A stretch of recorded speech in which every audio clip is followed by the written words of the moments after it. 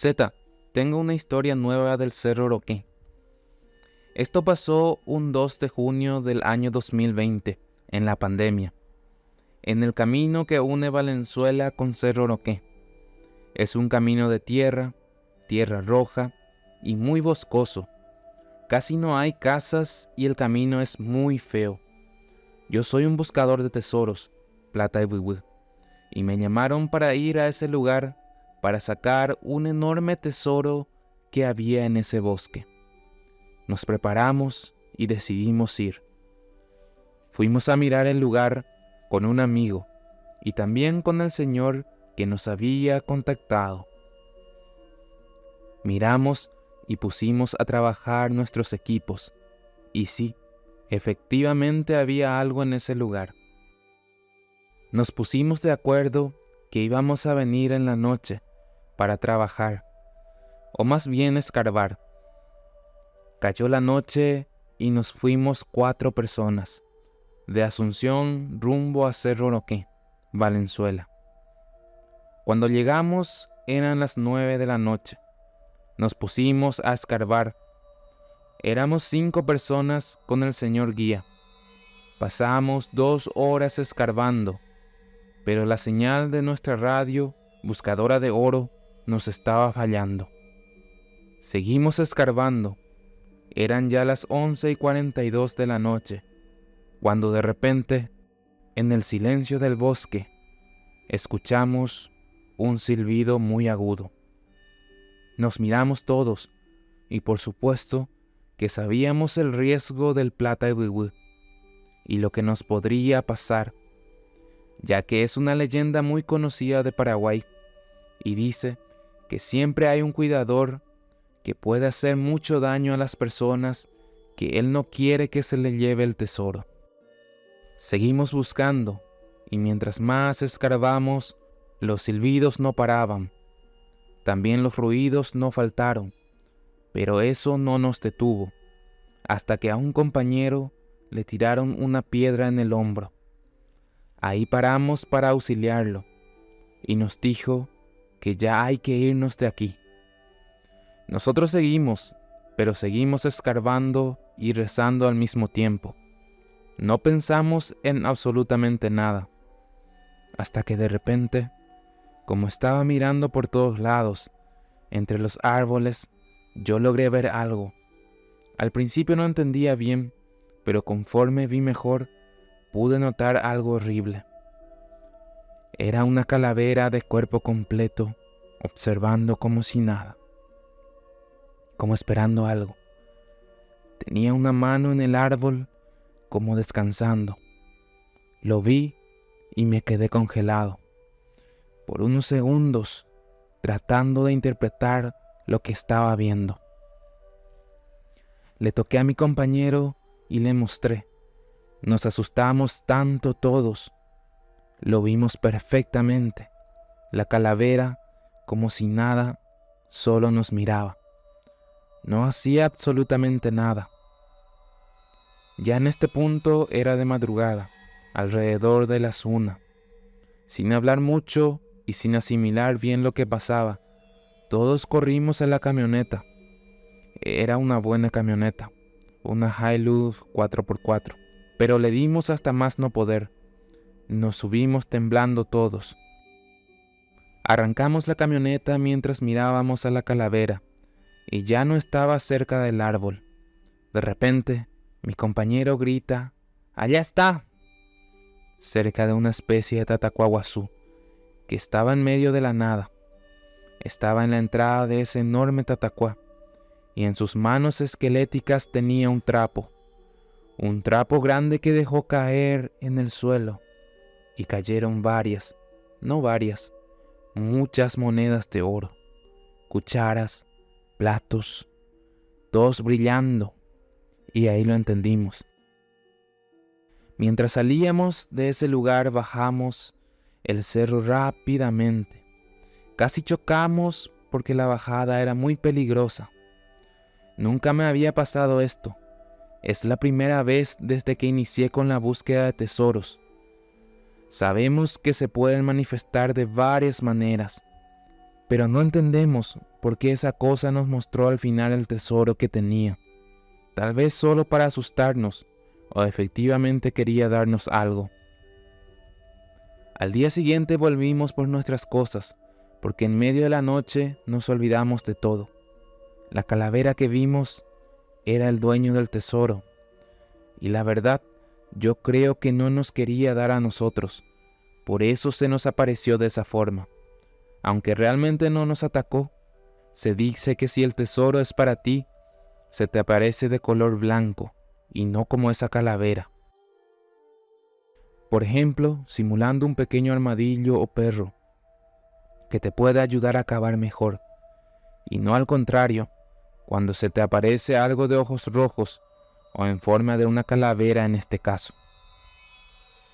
Muchos no me creyeron, y la verdad, yo les digo que confíen en mí, que a mis 43 años, ahora sé que fue la mejor decisión dejar la búsqueda de tesoros, porque no vale la pena lo que te puede pasar buscando esas riquezas antiguas, que en realidad tienen dueño y no nos pertenecen.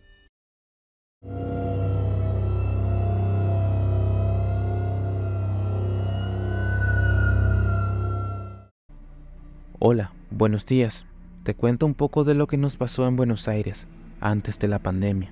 En enero de 2018 nos mudamos, mi hija, mi pareja y yo, a un alquiler más grande. Vivíamos en la ciudad oculta de Lugano. En el interín en que nos mudamos, tuvimos nuestras vacaciones y viajamos a Paraguay. Luego de volver, nos comentaron que un señor detrás de donde vivíamos se quitó la vida y lo encontraron colgado. Tomamos esa noticia como algo normal. Pasó el tiempo. Nosotros vivíamos en el primer piso y arriba había otra pareja con 3 hijas. Siempre escuchábamos ruidos arriba, tipo a la 1 o a las 12 de la noche. Yo me subía a reclamarles que había mucho ruido, que teníamos que trabajar. El señor respetuosamente me decía que bueno, que iban a calmarse. En una de esas quejas me atiende la señora, y muy enojada me dice que no estamos en la campaña, para que le mande a sus hijos a dormir tan temprano. Y como buena paraguaya tampoco me quedé callada, porque se lo pedí educadamente. Los ruidos seguían igual, llegó la pandemia, y como dicen, a muchos los ha unido. El 30 de mayo me llega la noticia de que falleció mi hijo, el más chico. La señora se enteró y se solidarizó conmigo. Desde ese momento empezamos a hablar más. Un día me invitó a su casa. Veo cómo están los muebles y relaciono los ruidos por donde serían. Le pregunto si sus hijas tienen rollers.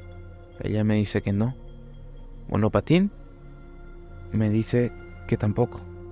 En lo cual les comento el ruido, y ahí ella también me comenta sobre el mismo ruido, pero en el 3er piso, donde ya no hay viviendas, solo losa. Hablo con una vecina de al lado sobre eso, y también me comenta sobre el mismo ruido en la terraza. La vecina con 3 hijas me comenta que a veces se le caen los platos y escucha ruidos. Va a la habitación del fondo y no encuentra nada.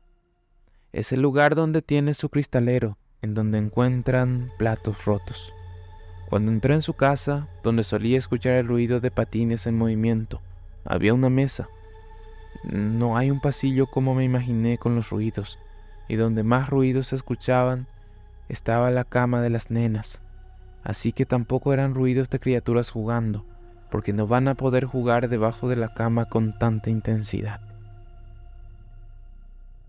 Los vecinos de arriba se mudaron y en noviembre del 2020 también nos mudamos a Paraguay.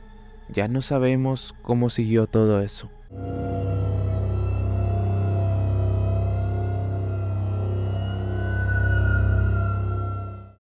Tengo muchas cosas que contar sobre mis experiencias con el bombero. La primera vez que lo vi fue cuando tenía 2 meses de embarazo. No podía dormir porque mi pareja aún no llegaba de su trabajo. Eran alrededor de las 22 horas, así que salí a mirar en la calle para ver si lo veía llegar. Después de unos 10 minutos, escuché el sonido de pollitos detrás de mí. pero no le presté mucha atención porque estaba preocupada por mi esposo. En ese momento escuché a alguien silbar desde el fondo, cerca de mi pieza. Vi a un ser bajito, peludo, con brazos más largos que sus piernas. Me miró y se rió. Cuando me llamó, me quedé congelada del miedo. Era la primera vez que lo veía. Después de un rato, logré gritar, y salió mi mamá a preguntarme qué pasaba. En un segundo, él desapareció. Más tarde, cuando llegó mi marido, nos acostamos para descansar. Mientras estábamos en la cama, él escuchó que alguien esparcía la basura y pensó que era el perro. Golpeó la pared 2 veces para asustarlo. Al instante, sintió que alguien golpeaba el mismo lugar que él. Asustado, me abrazó y de repente nuestra puerta se destrancó y se abrió. Por el reflejo de la luz de la cocina, vi al bombero,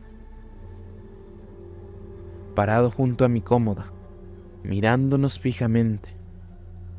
De miedo me levanté y encendí la luz, y él desapareció. Otro día estábamos sentados bajo el galpón, como de costumbre, tomando tereré. Mientras mi pareja tocaba y hablaba a mi pancita, sintió que le tiraban arena en el pie. Pensando que era el perro, no le hizo caso, pero cuando volvió a sentirlo y se agachó para regañar al perro, no había nadie. Más tarde hubo un apagón y rápidamente nos fuimos al frente de la casa, junto a mi mamá y mis hermanos. Mientras estábamos riendo, escuchamos cómo se mecía el sillón donde yo estaba sentada, frente a mi pieza. El sonido era fuerte, ya que era un sillón de hierro. Fuimos a mirar y vi cómo se mecía, pero mis hermanos no lo podían ver. Así estuve durante un buen tiempo, hasta que nació mi hija. Ahora vivo en la ciudad de Ñemby, pero en lo que era mi habitación nadie puede quedarse, porque él siempre se les aparece y no les deja tranquilos. Esa casa era de mi abuela, y cuando ella falleció, se quedó con mi mamá y sus nietos. Según me contaron, también se le aparecía a mi abuela y andaba mucho detrás de ella. No sé si ella tenía algún compromiso con él o por qué es así en esa casa. Pasé varias cosas con él. En una ocasión me dijo dónde podía encontrar al papá de mi hija, y te lo juro por mi mamá que no miento. Tal cual como me indicó, ahí estaba mi esposo con sus amigos, supuestamente trabajando, que por eso no venía. Si llegaste hasta esta parte y te gustaron las historias, me ayudaría muchísimo si entra en tus posibilidades una donación. Abajo del video tienes una opción que dice gracias, en donde puedes dejarnos tu aporte voluntario y por supuesto recibir un saludo muy especial.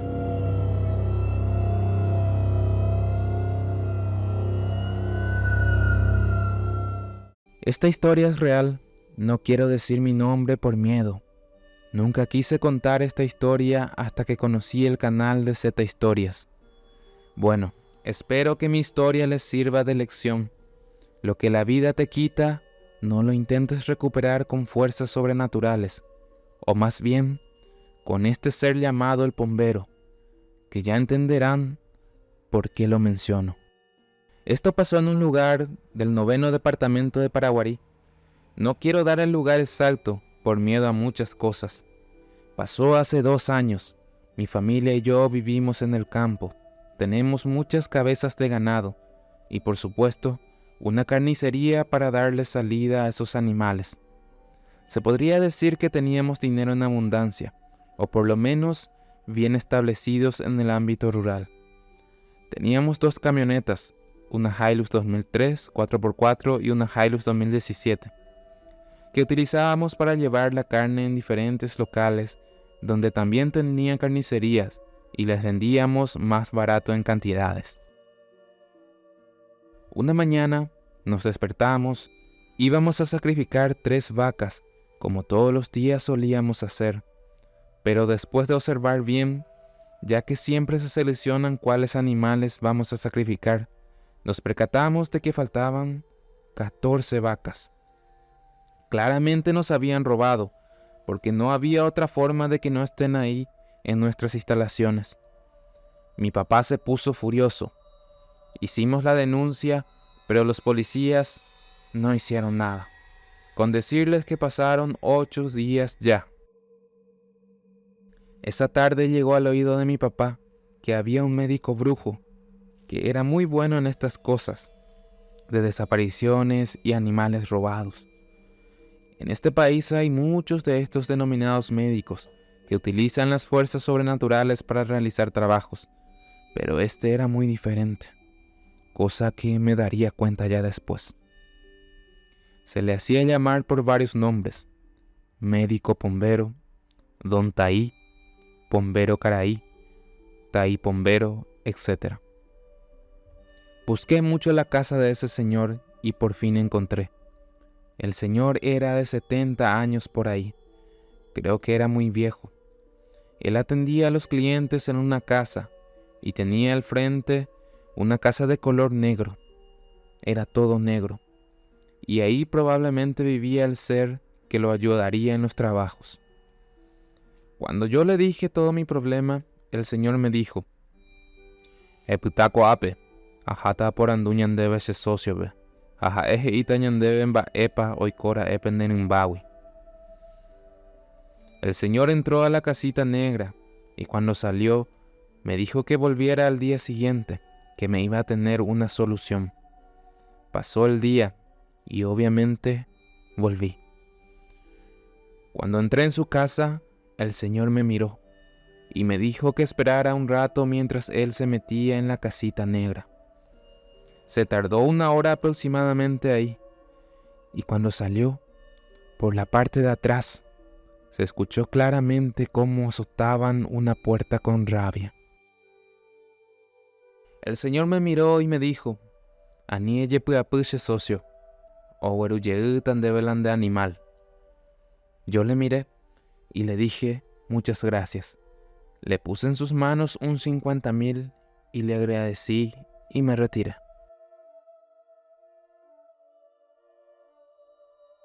En ese día en la noche ya eran casi las 11. Yo estaba descansando cuando de repente escucho un ma, ma. Y así, efectivamente, eran mis vacas, todas atadas con una piola gruesa. Las 14 vacas todas arriadas a una piola. En ese momento, miré de reojo. Encima de mi camioneta estaba una sombra pequeña de estatura, pero con unos brazos enormes y pies gigantes. Estaba fumando un cigarro. En ese momento le dije: gracias, señor. Y justo en ese momento esa cosa dio un salto, y con ese salto voló hacia el bosque. Era muy rápido, parecía solo el viento. Escuché un silbido mientras me metía a la casa.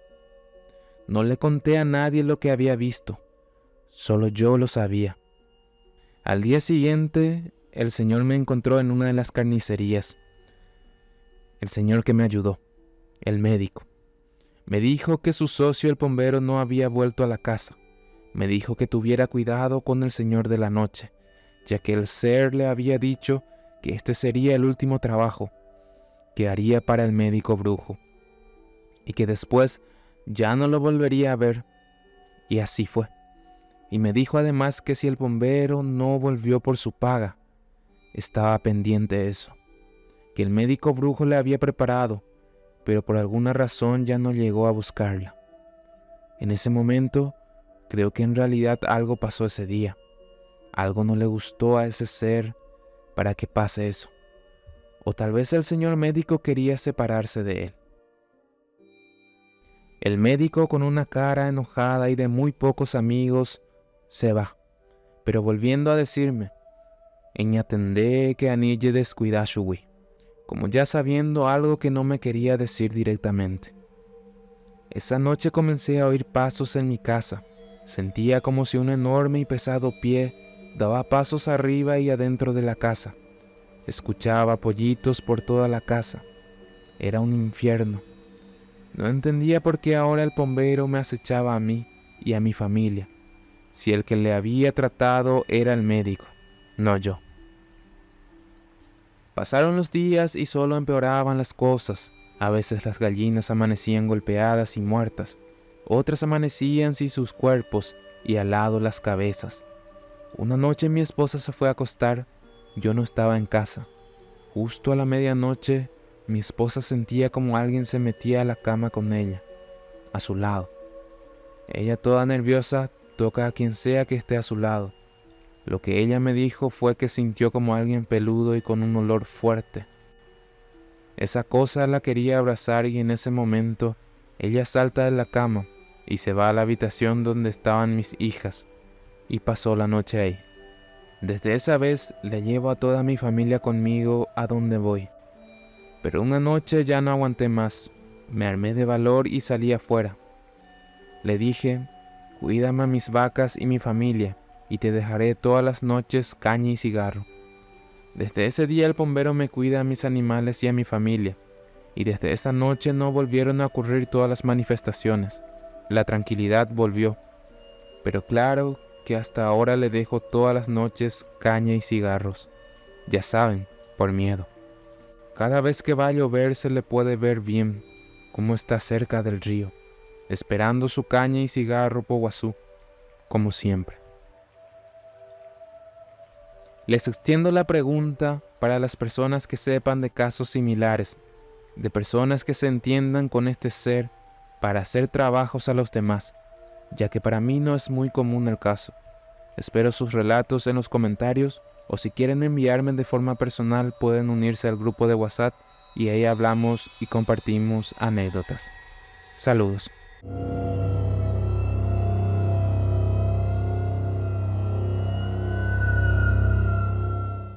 El cementerio de la Recoleta de Asunción, uno de los principales de la capital paraguaya, alberga numerosas historias. Esta es la historia de Gladys, más conocida como Loli. Ella es hija de la primera florista del cementerio de la Recoleta. Su madre fue la pionera. Tiene 50 años y se crió prácticamente allí. Loli heredó el negocio de su madre y hace años se dedica a realizar arreglos florales. Recuerda que era pequeña, su mamá la llevaba con ella y la ponía en una caneca, que es una especie de cubo de madera para poner flores. Su primera experiencia paranormal la tuvo cuando era niña, a los 10 años. Empezó a vender agua y a cuidar autos, y tenía un grupo de amigos con quienes se iban a jugar al cementerio. Un día, fueron a jugar cerca del portón número 7, donde había una planta de mora. Nunca tuvieron miedo hasta ese momento. Se subieron a la planta y empezaron a comer. De repente, salió una niña que no sabía de dónde venía y les pidió que dejaran de hacer ruido. Uno de los chicos le respondió de manera maleducada y en ese instante le tiró una mora. Pero lo más extraño es que esta mujer no se manchó con dicha fruta, ya que los que alguna vez comimos esto sabemos que es imposible no mancharse. Asustados, empezaron a correr y a bajar del árbol. Algunos incluso se cayeron.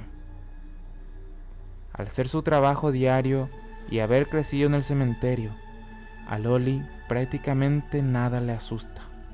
Con el tiempo, se acostumbró a los ruidos y cosas que pueden suceder, aunque hay días en que ni las más valientes se salvan. Un día, mientras iba al baño, escuchó ruidos extraños. Ella, que ya conocía el lugar, no se asustó demasiado, pero la sensación de que algo estaba ahí la inquietó. Después, escuchó ruidos extraños, como gemidos, pero en el lugar no había nadie. Le comentó a su compañera que estaba asustada, y ésta le respondió que se quedara tranquila, que no le iba a pasar nada. Loli también recuerda una anécdota de su madre sobre un encuentro extraño que tuvo cuando estaba arreglando flores a altas horas de la noche, ya que en el día en que se conmemora Todos los Santos, ellas amanecen en el lugar, debido a la gran cantidad de clientes que vienen en todos los horarios. Como a las 10 de la noche, previa a esta fecha, estaban arreglando las flores y en eso ven una niña. Le pregunta a esta criatura de dónde viene y por qué está tan a altas horas por esos lugares. Ella la agarra de la mano y van caminando como queriendo mostrarle algo, pero al llegar cerca de la Cruz Mayor, la niña desaparece. Se dice que hay horarios específicos en los que se recomienda no caminar por los cementerios, ya que son momentos en que los difuntos rezan. La mujer mencionó que suelen ser las 6 de la tarde o las 12 del mediodía comúnmente. Generalmente dice que son almas en pena, que aún no lograron salvarse y que están esperando que se les haga una misa o un rezo. Otra señora llamada Rosa trabaja con féretros, mausoleos, piezas de mármol y flores. Rosa, otra florista, tiene 35 años trabajando en el cementerio y se encarga de 21 panteones. Sus jornadas comienzan temprano y finalizan a las 18 horas, aunque en fechas especiales como el Día de la Madre y el Día de Todos los Santos suelen quedarse más tiempo. Una noche, mientras trabajaba, Loli vio a una persona vestida de blanco en el portón número 3. Pensó que podría ser una chica llamada Gabriela, ya que conocía su nombre y la historia que le habían comentado las personas que la contrataron para trabajar en el lugar. La historia cuenta que Gaby era una joven de tan solo 14 años que se accidentó jugando handball y que desde ahí suele aparecerse a las personas que recorren por ahí. Rosa dice que siempre le pide que por favor no la asuste, que solo la cuide, ya que ella piensa que ella es una persona inocente y de alma buena. La señora Rosa cuenta que una noche de mucho cansancio se acostó a dormir en el cementerio sin darse cuenta y que su cabeza estaba en una posición peligrosa.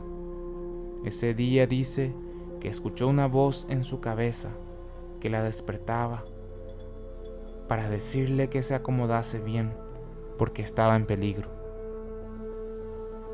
En otra ocasión no fue una experiencia agradable, ya que una persona vino a contratar los servicios de Rosa para limpiar una pequeña tumba. Le ofreció un buen monto, por lo que ella accedió. Pero cuando fue a retirar la cruz de la tumba y la bajó sobre otro panteón, inmediatamente sintió una manifestación, como si la agarraran desde atrás. Aparentemente, lo que molestó al dueño de esta tumba fue la cruz que tocó su tierra, ya que averiguando después se trataba de una persona que se había quitado la vida. Y anteriormente estas personas, en estas condiciones, eran enterradas atrás del cementerio, sin ninguna cruz en este caso. Desde entonces, ha tenido experiencias positivas y negativas en su trabajo, como el episodio en que tuvo que limpiar una tumba en el portón número 4. Allí sintió que alguien le alzó el cabello, lo que la asustó tanto que decidió no volver a aceptar trabajos en esa zona del cementerio. A pesar de las experiencias, Rosa sigue trabajando todos los días enfrente de la Recoleta y aconseja a todos respetar ciertos horarios dentro del camposanto. A las 6 de la tarde ya no hay que entrar más, ya que puede resultar peligroso.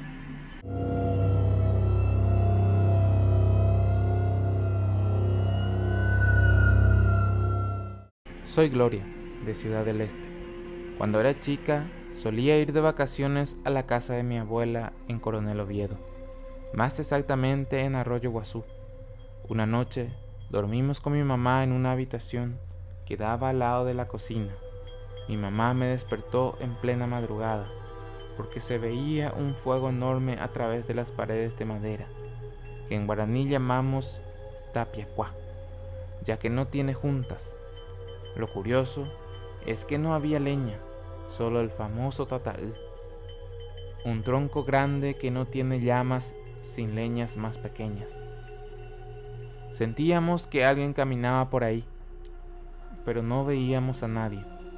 Al día siguiente le contamos a mi abuelo, quien dijo que el bombero tenía frío y que decía en guaraní Oimeneiro Uja Oyepe. Le respondí que no iba a dormir más porque me daba miedo. Él me dijo que no tuviera miedo, que mientras no lo buscara y lo respetara, él me cuidaría y que le hablara cuando lo sintiese cerca. Pasaron los años y una noche de invierno, entre las 8 y las 9, iba entrando a un lugar llamado El Triunfo, en el kilómetro 34 de Mingaguazú. Allí, las casas están cada 100 metros y cada una tiene al menos 3 perros. Después de caminar unos 500 metros y pasar un arroyo, empecé a sentir que alguien me seguía. Me di vuelta, pero no veía a nadie, aunque la sensación persistía. Recordé lo que mi abuelo me había dicho y le pedí que me cuidara hasta llegar a mi destino y que ningún perro me ladrara en ese camino, ya que tenía que recorrer otros 2000 metros. Continué mi camino, disfrutando de la luna y del hermoso paisaje, y me olvidé del incidente. Al llegar a la casa, los perros salieron a ladrar hasta que me reconocieron. Me di cuenta de que mi familia estaba mirando las 24 horas por el frío, que es un programa de noticias. Lo más sorprendente es que durante todo el trayecto ni un solo perro me ladró y no me crucé con nadie. Me sentí como su amiga y desde entonces le respeto mucho por las historias que escucho. A un tío lo levantó de un árbol de Samuú sin ningún rasguño, algo muy raro, y los bomberos tuvieron que bajarlo. A otro señor que lo desafió, lo tiró de un golpe de su hamaca y él mismo contó eso.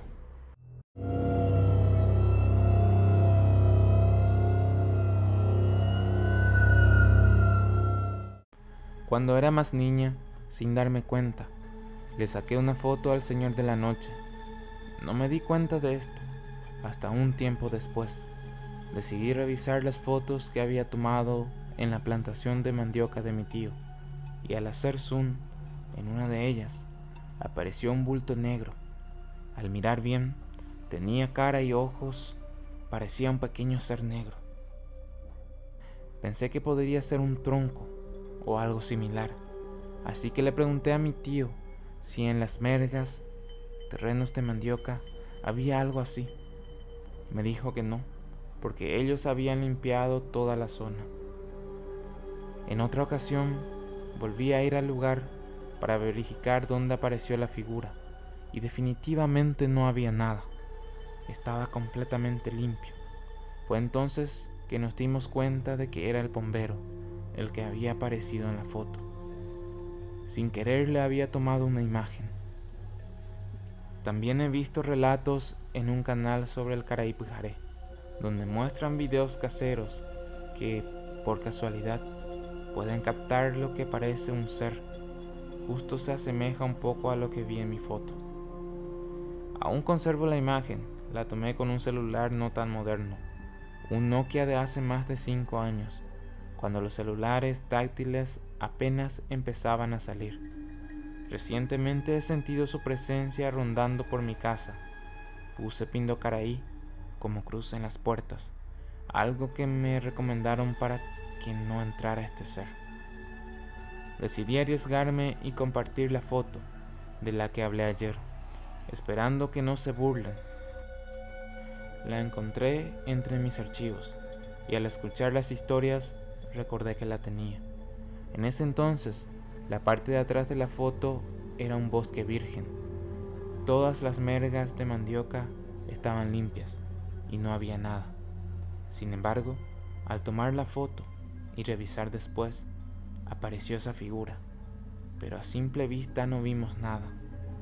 Esa tarde se oían silbidos y ruidos, pero era algo normal para ese lugar.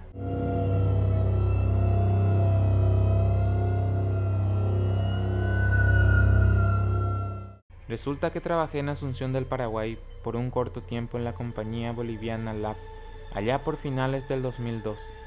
Operaba su flota de B727 100-200 y B737 300.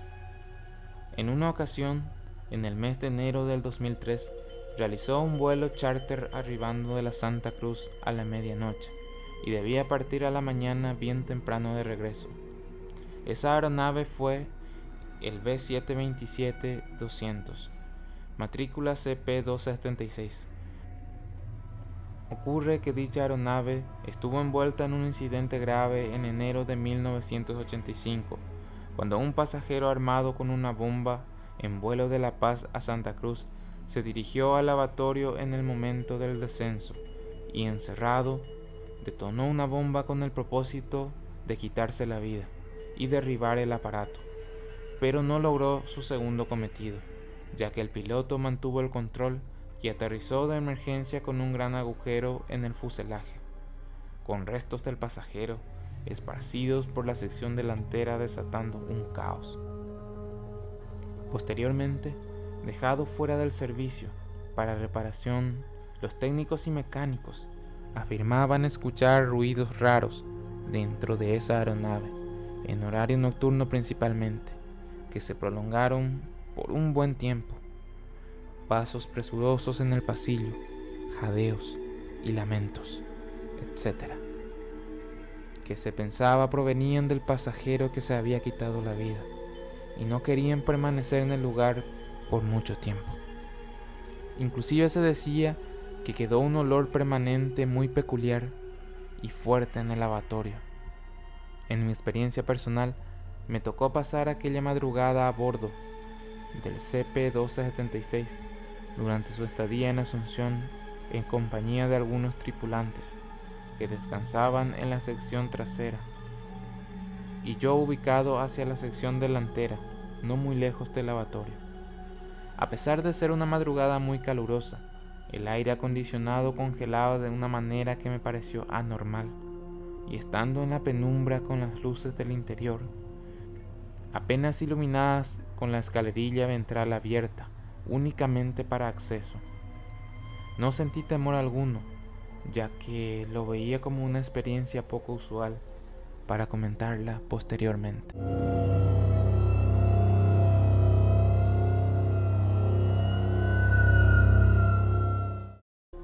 Cuando tenía 15 años, me encontraba bebiendo una gaseosa y viendo documentales hasta que del fondo de la casa llegó mi perro llorando, con miedo, como si alguien o algo le hubiese asustado. El animal lloraba desconsoladamente y tenía la cola entre las patas.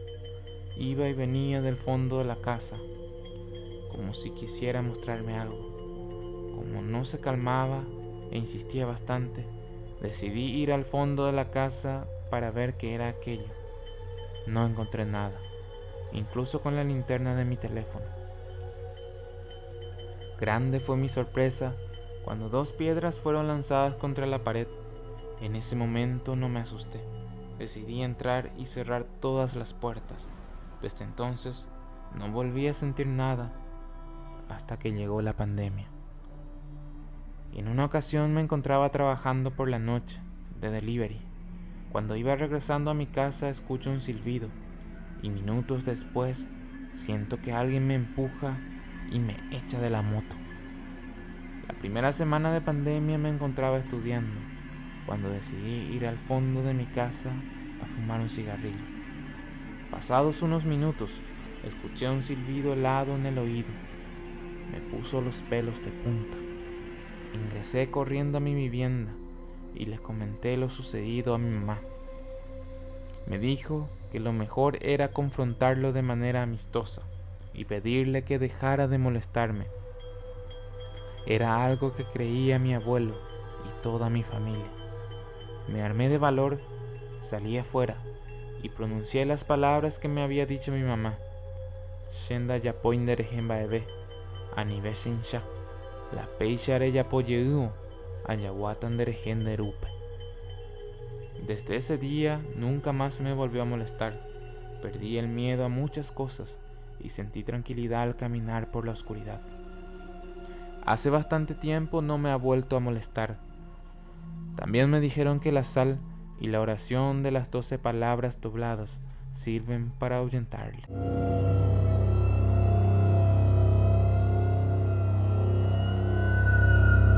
Hola, me llamo Alba Patricia y vivo en la ciudad de Ubicuí. Estoy en una casa nueva en la que nadie había vivido anteriormente. Vivo con mi hijo y aunque estoy sola, siempre escucho ruidos extraños. Un día, mi novio vino a pasar la noche. Por la mañana, escuché un ruido. Él ya estaba despierto, pero yo seguía durmiendo con mi hijo, o al menos acostada. Entonces escuché un sonido parecido a un tiroteo en la pared, como si alguien estuviera golpeando, dando la impresión de que un hombre estaba golpeando y disparando algo. Pensé que estaba soñando, pero el ruido se hizo más fuerte y me desperté. Allí estaba sentado mi novio en la cabecera de mi cama. Le pregunté qué era el ruido y él no sabía nada. Fue entonces cuando me di cuenta de que era real.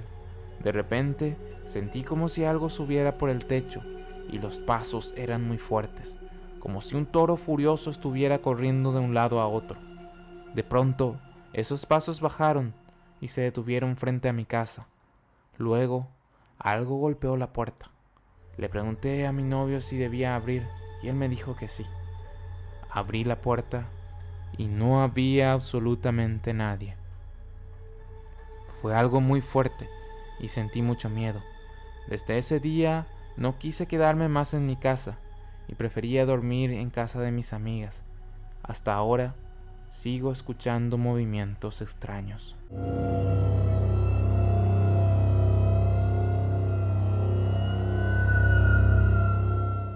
Hace 2 años mi hermano fue a la ciudad de Paraguarí a trabajar en una estancia. No quiero dar el nombre, ya que el capataz me pidió personalmente que no lo nombrara. Una tarde, como es costumbre, nos fuimos con un compañero a juntar las vacas como todos los días. Ya estaba a punto de oscurecer, así que nos decidimos a apurarnos. Cuando empezamos a contar las vacas, nos dimos cuenta que nos faltaban 3. Eso nos hizo salir a buscarlas desesperadamente, ya que el capataz era muy estricto con eso. Buscamos por todas partes, hasta llegar al bosque. Al entrar ahí, sentimos un poco de frío, y era un poco raro ya que era época de mucho calor. En fin, empezamos a buscar adentro del bosque, y entre los árboles estaban 2 de nuestras vacas atadas, como en una fila. Agarramos las 2 vacas y empezamos a buscar la última que faltaba. Mi compañero y yo fuimos más adelante, y vimos a una señora de 40 a 50 años de edad, y al lado de ella estaba la vaca que nos faltaba, solo que estaba muy seca, pero tenía la piel completa y no tenía lengua. Realmente nos asustamos, ya que la señora tenía los cabellos muy despeinados y se notaba que estaban muy duros. Casi no tenía ropa. Entre sustos mi compañero le preguntó qué estaba haciendo en medio del bosque y qué hacía con la vaca muerta. Ella nos dice que a todas las vacas vivas, ya que seguramente iban a venir a buscarlas. Mi hermano entre miedo le agradece. Ella le preguntó a mi hermano si no tenía nada para comer. Le pedí a mi compañero si no tenía nada entre sus bolsos, dijo, para darle a ella, ya que él suele llevar algunas cosas para comer. Mi compañero sacó un pedazo de mbejú y se lo dio. Ella de un bocado se tragó todo el mbejú. Mi hermano, sorprendido, le dijo en guaraní, de Bareara en de Cuñacaraí. Ella le respondió en guaraní también, si llevare aiterei, da perecobei, jausebe. Entre eso mi compañero le dijo a ella que si quiere comer más, que pase esta noche a cenar en su casa. Le quiso explicar dónde quedaba la casa, pero ella le dijo en guaraní, si hay cuavo ilanderoga, ajasata uperupi. Cuando llegó la noche, Entre las 20:30 a las 21 horas, mi esposa estaba preparando la cena en una olla grande, mientras yo preparaba la mesa y los platos. Una vez que nos sentamos todos, llegó la señora como si nada, sin aplaudir y dejando nuestro portoncito abierto. No le di tanta importancia, así que le dije que se sentara, que le iba a servir la cena. Cuando nos servimos todos, le serví a ella el último. Cuando me senté para comer, ya ella había devorado todo lo que le puse. Le dije en guaraní, "Devare aitirae doña". Ella solamente respondió, "Sí, llevaré aiterei, jausebe". Le serví otro plato de comida y de un bocado se lo comió todo. Era muy extraño y mi hija ya se empezó a asustar, ya que ella estaba por empezar a cenar recién. Ella me pidió que le sirviera más y me dijo lo mismo en guaraní que decía siempre. Dije que era el último porque ya estaba empezando a terminar la cena. Ya cuando le serví todo, como si nada, se comió todo de un bocado. Entre eso le dije a mi esposa que entrara a la pieza y que recogiera algunas cosas para salir de ahí y que agarrara un rosario por cualquier cosa. Entre eso le dije a la señora, "Aiketa sapeiteco tupe, aguerubela tembiún de benguana". Entré a la habitación y le dije a mi familia que preparara un caballo para salir lo más rápido posible por el costado de la casa. Ahí le dije a mi esposa que lo que estaba afuera no era humano. Le dije a mi familia que saliera lo más silenciosamente con el caballo, que yo le iba a llevar un poco más de comida para poder salir por el portoncito. Cuando le pasé la ollita con comida, ella solamente se lo puso en su boca y empezó a tomarla como jugo. Salí corriendo de ahí lo más rápido que pude, ya que me asusté muy grande. Al llegar a mi portón, miré hacia atrás y ella empezó a seguirnos. A cada paso que daba empezó a crecer más y tomaba la forma de un árbol muy largo y daba unos gritos muy fuertes como si fueran lamentos. Era todo de blanco y tenía la cara deformada. Nunca llegué a pensar que nos iba a pasar algo así. Empezamos a irnos rápido hasta llegar a un puente que estaba encima de un arroyo. De tan rápido que nos íbamos, la cosa que nos seguía trataba de agarrarnos. El caballo tenía un corte en la parte de su muslo. Empezó a sangrar tanto que ya no podía correr. Corrimos con mi familia y dejamos el caballo. Cruzamos el puente. Corrimos tan rápido que nos alejamos mucho. Entre eso miré hacia atrás y vi que esa cosa agarró el caballo y empezó a comérselo. De ahí ya no nos siguió más. De igual manera, llegamos al pueblo y nos quedamos en una casa ajena. No dormí nada del susto. Mi familia se quedó en shock. Creo que el error que cometí fue decirle a ese espectro que pasara por casa para cenar, ya que supuestamente le di permiso a todo. Mi hermano me dijo que su compañero está en tratamiento y que cada semana va a un psicólogo 3 veces por semana. Ya el que no quiera creer está en su total derecho, pero ya desde que ocurrió ese hecho, mi hermano renunció a trabajar ahí y se vino de nuevo a Asunción.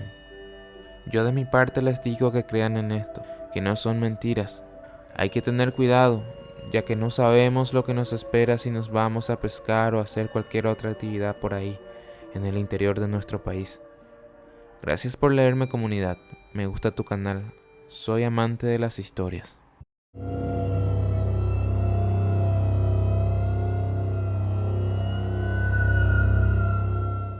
Hola, me llamo Juan Portillo. Soy de San Estanislao, departamento de San Pedro. Actualmente vivo en Itacurubí del Rosario, y esto que les contaré me pasó hace 2 meses atrás, en el trayecto de Ríos Uruguá a General Cáceres. Trabajo como músico, y casi siempre regreso a casa a las 3 o 4 de la mañana. Era una típica madrugada de domingo. Venía manejando y escuchando música para no dormir, ya que en la carretera solo hacía silencio y oscuridad. De repente, pude ver a una persona salir de un yuyal y caminar a la orilla del camino por donde yo iba a pasar. Pude notar que la persona se vestía todo de negro. No pude distinguir si era un hombre o una mujer. Me preparaba como para detenerme y preguntarle si necesitaba ayuda. Pero faltando 50 metros más o menos, la persona simplemente desapareció. Pero ahí no acabó todo. Al otro día volví en esa carretera y me quedé donde más o menos salió esa misteriosa persona. Y resulta que había un panteón viejo. Y me quedé con la piel de gallina, imaginando de lo que me podría pasar si yo me hubiera detenido a preguntarle si necesitaba algo.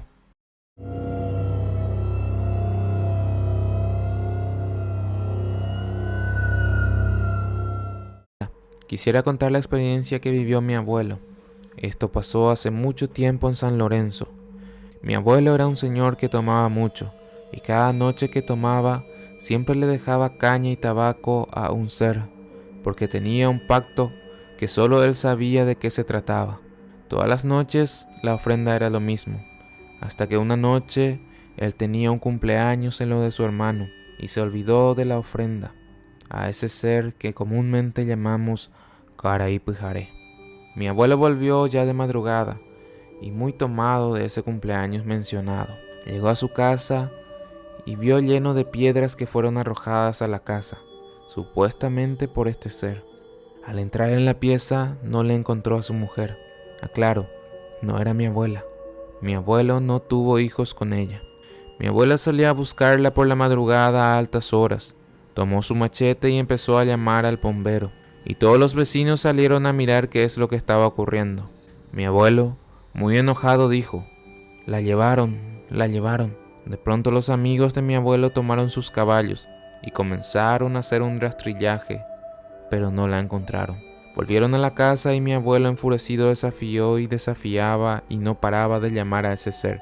Y según los vecinos comentan que de repente mi abuelo empezó a gritar y los perros ladraban y se escuchaba que algo se lo llevaba. Los vecinos no vieron nada en el momento que lo llevó, porque era muy de noche y todo pasó muy rápido. Los amigos y vecinos corriendo detrás de los perros, porque ellos sí podían ver a lo que sea que se lo llevó. Con caballos y linternas, con miedo y terror, lo perseguían hasta un aproximado de 3 kilómetros. Los perros ladraban hasta que llegaron a un árbol de eucalipto. Tenía unos 4 a 5 metros de altura y estaba amarrado su mujer y mi abuelo, atados con su propia ropa. Lo bajaron del árbol y ambos estaban totalmente golpeados, arañados, y tenían grandes cortes por todo el cuerpo, como si hubiera recibido latigazos. Fueron prácticamente castigados. Su mujer quedó prácticamente con secuelas, quedó traumada, no podía hablar y comer por varias semanas. En cambio mi abuelo era terco, no le iba a perdonar a ese ser todo lo que le hizo. Hasta que una noche nuevamente, tomando, se acordó y con la sangre caliente tomó nuevamente su machete y desafió al Caraipujaré. Los vecinos y amigos escuchaban cómo mi abuelo se plagueaba y lo regañaba en guaraní, hasta que lo volvió a llevar por segunda vez, y esta vez lo llevó más lejos y lo tiró en un pozo. Pudo salvarse ya que el pozo tenía una piola y pudo sujetarse. Los perros hicieron ese trabajo de perseguir a este ser nuevamente, y los amigos y vecinos detrás de ellos. Luego mi abuelo quedó con secuelas. Mi padre me contó que mi abuelo tenía marcas en el brazo y en la espalda unas cicatrices. Mi abuelo nunca más llamó y desafió a este ser llamado el Caraipujaré, y hasta el día de hoy, y hasta el día de su muerte, hizo la ofrenda poniendo cigarros y caña.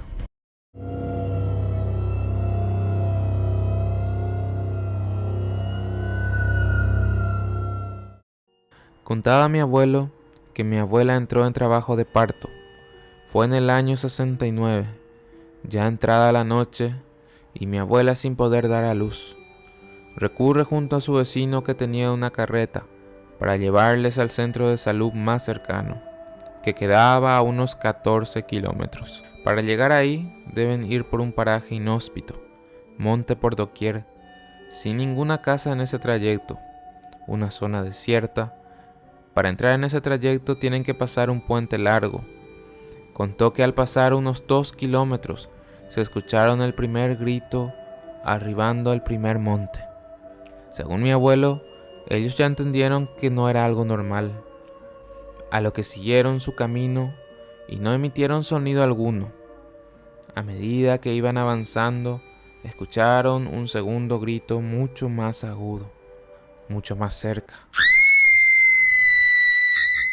y parecía que iba sobre ellos. En eso dice que parecía que los cocoteros iban caminando al lado de ellos. Todo parecía moverse. Empezaron a rezar porque todo se tornaba mucho más terrorífico a medida que avanzaban. Cuenta que su vecino tenía un cuchillo guapará, que según él, ese era el único que atajaba al Malavisión por su forma en cruz.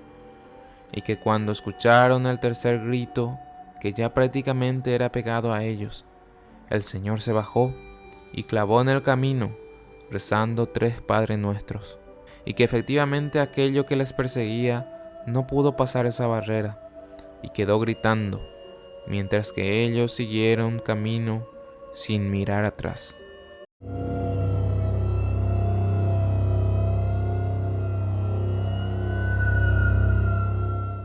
Hola, comenté uno de tus videos y la verdad tengo varias historias para contarte. Una de ellas es que allá por el 98, yo tenía 8 años en ese entonces. Fuimos a la iglesia con mi madre y mis hermanas. Cabe destacar que vivimos en una zona rural alejada del pueblo, y para cortar camino debíamos pasar por una laguna y una cañada. En ese entonces eran las 9 de la noche y nos regresamos a casa. Esa noche estaba bastante fresca, había una hermosa luna, pero como queríamos llegar pronto a casa, cortamos camino y teníamos que pasar por la cañada con altas plantas de totoras. Cuando estábamos pasando por esa laguna en medio del camino, empezamos a escuchar que algo se acercaba. Asustada apuré el paso. Mi madre me dijo que no volteé hacia atrás. Yo, siendo muy curiosa, volteé y vi una figura de una vaca raza azul belga. Era negro y bastante grande. En esa veo que empieza a correr hacia nosotras. Mi madre y hermanas corrieron y se tiraron al otro lado del alambrado, porque de tanto correr llegamos al alambrado de nuestra casa. Yo me quedé atrás y como pude salté hacia el otro lado, y en eso me raspé la espalda con el alambre, pero del miedo no sentí el dolor. Cuando volteé hacia atrás, esa cosa había desaparecido. No lo podía creer, porque estuvo a pasitos de alcanzarme. Fue una experiencia aterradora. Hasta hoy en día siguen asustando en esa cañada. Muchos dicen que hay muchos entierros en esas tierras, por eso molestan. Y se aparecen muchas cosas, ya sea en forma de animales o personas. Sí, fue algo paranormal, porque desapareció estando tan cerca de mí. Nosotros le llamamos totoras a esas plantas que crecen en el agua, que son como las de trigo, y están las otras que son como el cedrón, pero crecen hasta 1,50 m. Tengo más historias del lobizón, que después de que apareció, pasaron muchas desgracias en mi familia. Abajo del video tienes una opción que dice gracias, en donde puedes dejarnos tu aporte voluntario y por supuesto recibir un saludo muy especial. Nos vemos la próxima semana. Buenas noches.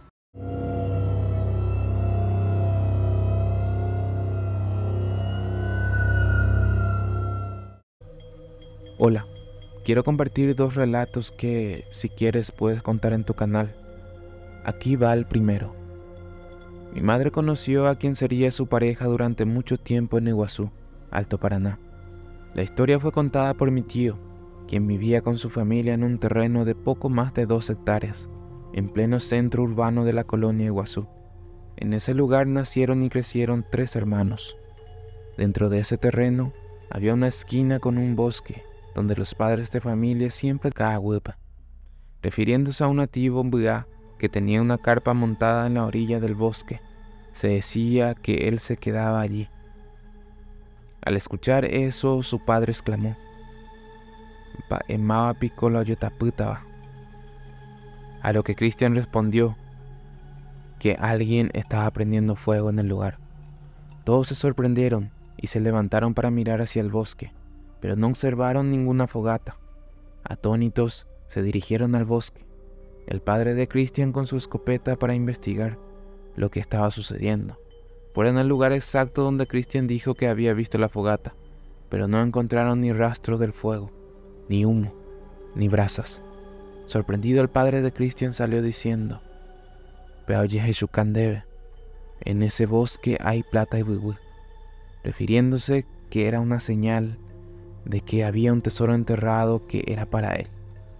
Desde ese día no quisieron volver a pasar por el caminito, por las noches por sobre todo, temerosos de lo desconocido que habitaba en el bosque.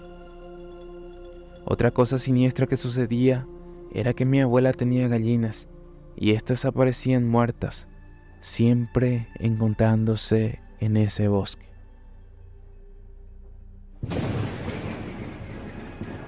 Ruth Brites.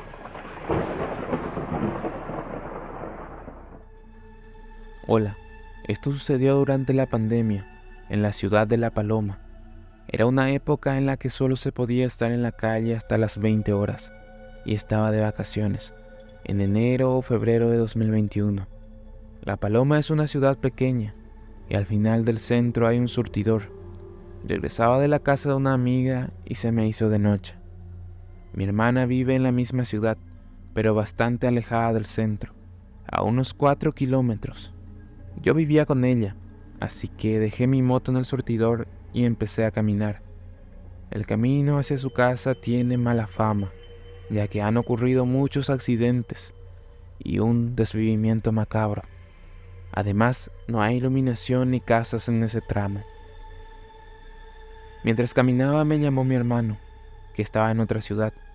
Me preguntó qué estaba haciendo, y yo, con los auriculares puestos y la música a todo volumen, le dije que iba hacia la casa de una amiga, justo donde había dejado la moto. Le comenté que no había un alma viva en la calle. El preocupado me dijo: «Estás loca, vuelve y duerme en casa de alguien. Ahí te puede aparecer cualquier cosa, incluso gente sin cabeza». Yo burlona le respondí: «Ahí estás hablando conmigo. Le tengo miedo a los vivos y no a los muertos». La señora se volvió cortante y le dije que ya había pasado la caminera y que la señal era débil. Hablamos cuando llegara y colgué. Al intentar escuchar música de nuevo, me di cuenta de que ya no tenía señal. Estaba casi a medio camino y ya era completamente oscuro. Comencé a escuchar todo tipo de sonidos, pero seguí caminando cada vez más rápido. De repente escuché a una mujer y a criaturas hablando.